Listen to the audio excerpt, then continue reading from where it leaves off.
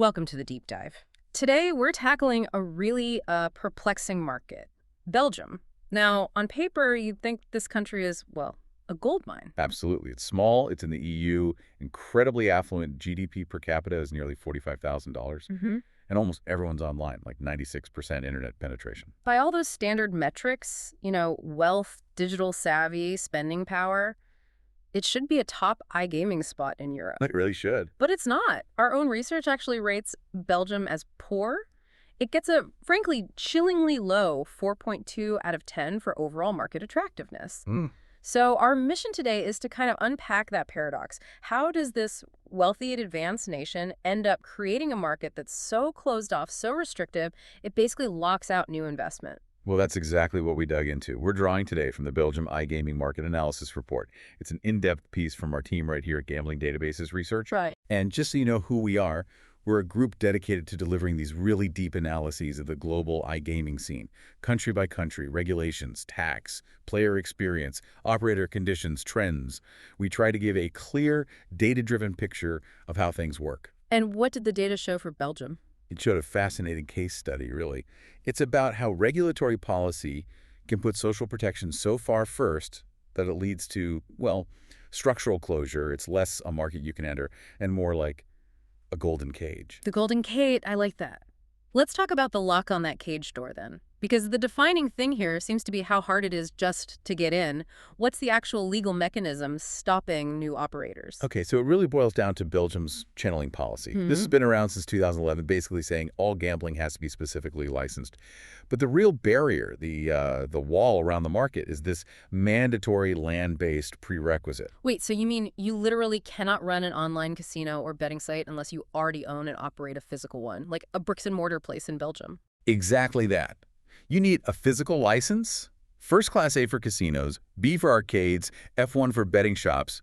Only then can you even apply for the matching online one, A plus N, B plus AIN, or F1 plus AIN. Wow. And here's the kicker, especially for casinos. The AA plus licenses operate on something called a numerus clausus. A numerous clauses. Okay, break that down for us. What does that mean practically if you want to enter the market? It's Latin, means limited number.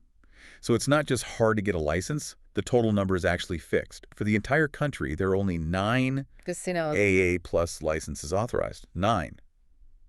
And guess what? are all taken. Every single one is currently allocated. Yeah. So you're not getting in line for a new license. There is no line. You have to find one of those 9 existing operators and literally buy their entire business if you want that A plus online license. It completely changes the game. It's not an application fee anymore. It's a massive M&A cost. It's not really a barrier to entry. It sounds more like structural closure, like you said. It really is. And let's say hypothetically you manage that. You buy one of the 9. The upfront financial commitment just to satisfy the regulator is still staggering. Okay, lay out those costs for us. What are we talking about, especially long term? Well, first off, there's a mandatory $250,000 warranty deposit just for the AA plus license. And this isn't just a fee you pay once. That €250,000, it's locked up, held by the government for the entire 15-year license period. 15 years. That's a long time to have capital tied up. It is. And on top of that, you've got annual fees, about $13,600 thing for incorporation. And this was key. A mandatory $12,000 local server setup fee. Hold on. Local servers in like 2024, with global cloud infrastructure being the norm everywhere else, they make you host physical servers inside Belgium. That's the rule. Forget leveraging scalable international cloud setup. It restricts that significantly. It ensures the authorities have, direct physical oversight over everything. Okay, so let's recap. Structurally closed market, technologically restricted with the server thing, and huge capital needed upfront, locked away for 15 years. Pretty much sums up the entry challenge. Right. That definitely explains why it's basically impossible for new operators. But what about the 9 who are already in? This is where it gets even weirder because recent rule changes seem designed to limit how much money they can even make. This big shift towards extreme player protection. Yeah, that really came to a head with the landmark 2024 reforms. They just kicked in this past September 1st. And, while we're talking about the pain for the industry, it's fair to say the Belgian regulator sees this purely as protecting consumers. Sure, and maybe it is working on that front. We don't know the long-term effects yet. Yeah. But the measures are severe.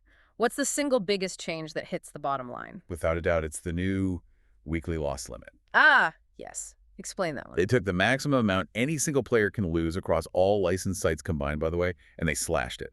It went from 500 euros a week down to just 200 euro per week. Maximum. 200 euros. That's a 60% cut in potential revenue from your highest spending players. That alone feels like it could cripple the model. It fundamentally changes the value proposition of high roller players, essentially eliminates them. What else did they tighten up? Well, they standardized the minimum legal gambling age. It's now 21 years across everything casino, betting, lotteries, the lot. And the impact of that. That instantly removed about 360,000 potential players aged 18 to 20 from the legal market. Often a high-activity demographic, too. Okay, so fewer players, and the ones left can spend less. What about how the sites actually operate? Did they make things harder there, too? Oh, yes. The multi-site prohibition. This is a big one operationally. You used to be able to combine, say, your A+ casino license and your F1+ betting license onto one single website, one platform. Makes sense, right? Yeah, standard practice usually. Not anymore. Now you have to keep them completely separate.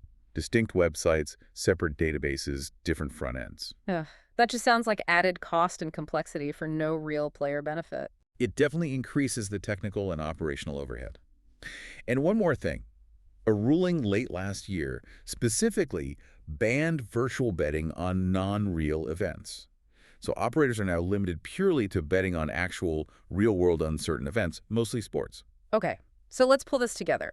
We have closed market, incredibly high entry costs if you can even find a way in, regulations that put a hard cap on player spending, and now operational handcuffs making things more expensive. Which brings us to the economic crunch. How on earth do these 9 operators even acquire customers in this environment? Yeah, that's where the advertising apocalypse, as you called it earlier, comes in. Since July 2023, they've implemented a near-total ban on gambling advertising. Near total. What does that cover? Think about it. No TV ads, no radio, no newspapers, Okay. no billboards or posters in public spaces, and, crucially for online, no personalized digital advertising. It's wiped out almost every traditional channel. So if you can't use mass marketing, customer acquisition costs must just go through the roof for those 9 license holders, right? They must be fighting tooth and nail for every player. Exactly.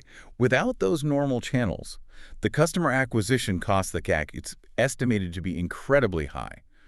We're talking 500 to over 1,000 euro per player. 500 to 1,000 euros per player. Yeah.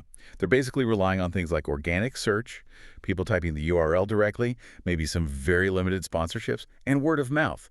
It's fiercely competitive. Okay, let's just pause there because the math seems broken. You're spending potentially 1,000 euro to get one customer. Right. But what's the return? What's the average revenue you actually get from that customer? Well, the average revenue per user, ARPU, is projected at only about 506 US dollars, which is roughly 470 euros annually. Wait, hang on. You spend up to 1,000 euros to acquire a customer who brings in, on average, less than 500 euros in the entire year. That's the projected math, yes. That doesn't make any sense from a business perspective. Your payback period is over 2 years just on acquisition costs, and that's before any other costs, like taxes. Precisely. You spend maybe double their first year's average revenue just to get them in the door. And remember, even if they were a high spender, they're capped at a 200 loss per week, or 10,400 tread per year max. The margins are just squeezed incredibly tight. So if entry costs are astronomical, revenue is capped, acquisition is prohibitively expensive, the final nail must be the ongoing costs. Let's talk taxes. What's the actual burden look like? Belgium's tax system is tough because of how things stack up. You've got an 11% tax on gross gaming revenue, the GGR. Okay, that sounds somewhat normal for Europe. It is, but then you add the standard 25% corporate income tax on profits, plus 21% VAT on certain services and costs, and then there can be regional taxes layered on top of the different provinces. So when you add all those different layers together, Right. what's the effective total tax hit for an operator? Our analysis puts the cumulative effective tax rate at somewhere between 50% and 60% of total revenue. 50 to 60%. Yeah. It essentially turns the business into a partnership where the government takes the lion's share of any potential profit, even after all the other costs and restrictions. It borders on making the business model unviable. A 50-60% effective tax rate on top of the 200 weekly loss cap and acquisition costs hitting 1,000 euro. This really brings us back to the sheer cost of just being in this market. It does, and it confirms why we gave it that poor rating. The bare minimum entry cost, even if you ignore buying the land-based license for a moment, is already 1.3 to 2.8 million euros just for setup, fees, the warranty deposit. But because you have to buy an existing license holder due to the numerous clauses, Hmm. the realistic total entry cost balloons to somewhere between 6 million and potentially 30 million euros, or even more, depending on the seller. 6 to 30 million euros. You could, I don't know, fund multiple tech startups for that kind of money. Instead, you're buying a heavily restricted online gambling license. Exactly. And with that kind of upfront investment, plus the high taxes, Yeah. plus the revenue caps, the time it takes just to break even, to get a positive return on investment, or ROI, we estimate it's a minimum of 7 to 10 years, maybe longer. The economics are just incredibly challenging. Okay, so stepping back from all the details, the big picture, the key takeaway for you listening, seems pretty stark. Belgium has made a very clear choice. Prioritize player protection absolutely above commercial interests. Mhm. And the result is, effectively, market closure because of that land-based rule. It's a hard revenue cap because of the 200 weekly loss limit. Hmm. And it's the elimination of normal marketing through the ad ban. It really is the ultimate restricted market. It is, which leads to a really interesting final thought for you to consider. If the legal market is this difficult, this expensive, this restricted, why don't players and maybe smaller, less scrupulous operators just flood the unlicensed offshore market? That seems like the logical consequence. That's the final piece, isn't it? And it shows just how serious the Belgian government is about enforcing this whole system. It really does.